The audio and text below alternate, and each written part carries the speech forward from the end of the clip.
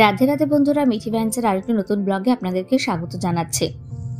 আজকে বেশ কিছু জিনিস আপনাদের সাথে বেশ কটা ব্লগ, ছোট ছোট ক্লিপিং, সেটাই আজকে আপনাদের সাথে শেয়ার করব।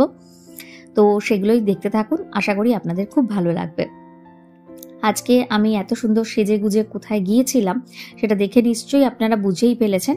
আমরা গিয়েছিলাম আজকে দাদা বৌদিতে বিরিয়ানি খেতে। অনেকদিন যেহেতু বিরিয়ানি খাওয়া হচ্ছিল না, আর যখনই ইচ্ছা হয় তখনই কিন্তু দাদা বৌদিতেই চলে যায়, যেটা ফার্স্ট প্রেফারেন্স সবসময় থাকে। তো স্পেশাল যে মাটন বিরিয়ানি আছে সেটাকে অর্ডার করা হয়েছিল। খেয়ে দিয়ে বাড়ি চলে এসেছিলাম এবং এসে তারপরে প্ল্যান হলো যে একটু ঘুরতে যাওয়ার জন্য। আর ওয়েদারটা দারুণ ছিল, সেই জন্য দেখতেই পাচ্ছেন আকাশটা এত সুন্দর ছিল। তো সেই জন্য একটা দরকারেও গিয়েছিলাম এবং কিছুটা নিজেদের কাজের প্রয়োজনে, আর কিছুটা মনে হলো না এবার একটু ঘুরতে বেরোনোর দরকার আছে। তো সেই জন্য কিন্তু চলে গিয়েছিলাম একটি দারুণ জায়গাটা কোথায় গিয়েছিলাম সেটা পরবর্তী ব্লগে আপনাদের সাথে শেয়ার করব। আর রাস্তায় যেতে যেতে বেশ কিছু ক্লিপিংস দেখেছিলাম। আর যুব ভারতী স্টেডিয়ামকে যে এত সুন্দর করে সাজানো হয়েছে, অনেকদিন পরে যেহেতু ওখানটা গিয়েছিলাম সেটার জন্যই কিন্তু দেখা হলো। তা যাই হোক, আজকে ড্রেসটা কেমন লাগছে সেটা অল্প একটুই জাস্ট দেখা যাচ্ছে, কিন্তু আশা করি এই কালারটা আমার একটুখানি অদ্ভুত লেগেছিল।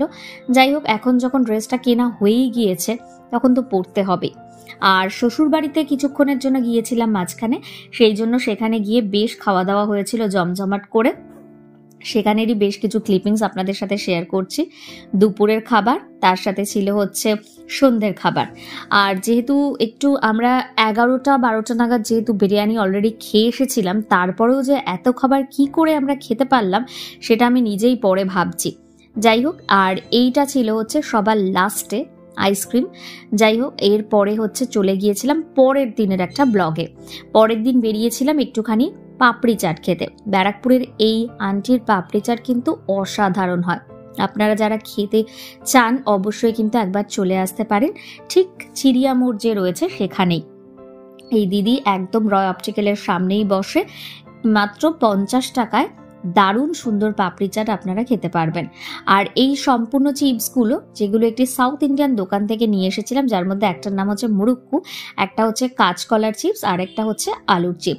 আলুর চিপসটা কিন্তু এখানে আমার দুর্দান্ত লাগে। আলুর চিপস খেতে আমার মোটামুটি কখনোই পছন্দের ছিল না সেইভাবে, কিন্তু এই দোকানের আলুর চিপসটা একদম অন্যরকম।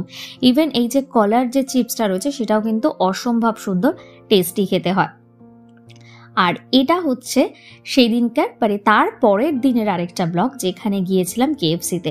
এই পুরো ব্লগ 3-4 দিনের ব্লগ একসাথে এটার সাথে অ্যাড করা হয়েছিল, কারণ যেহেতু যে ক্লিপিংসগুলো নিয়েছিলাম সেগুলো খুবই ছোট ছোট ছিল যেহেতু, সেই কারণে। আর কেএফসিতে গেলে আমাকে এই বার্গার এটা খেতেই হবে, যেটা আমার মোস্ট ফেভারিট ওয়ান। আর তার সাথে হচ্ছে যে চিকেনের যে পিসগুলো থাকে, যেটা অ্যাকচুয়ালি বলে যে এই যে চিকেনের যে র্যাপ যেটা রয়েছে, এটা আমি অনেকদিন পরে পেয়েছিলাম। এর আগে অনেকবার গিয়েছিলাম, তখন অ্যাভেলেবেল ছিল না। ফ্রেঞ্চ ফ্রাইস খেতে তো কার না ভালো লাগে। তো এই যে কয়েকদিন ধরে যখন বাইরে খাওয়া হয়, তারপরে কিন্তু মনে হয় যে না, এবার বাড়িতে খেতে হবে। ঠিক আমার অবস্থাটা ওরকমই হয়, যখন পরপর বেশ অনেকদিন বাইরে খাওয়া হয়ে যায় তখন মনে হয় বাড়িতে গিয়ে ডাল আলু শুদ্ধ ভাত হলেই কিন্তু ভালো লাগে।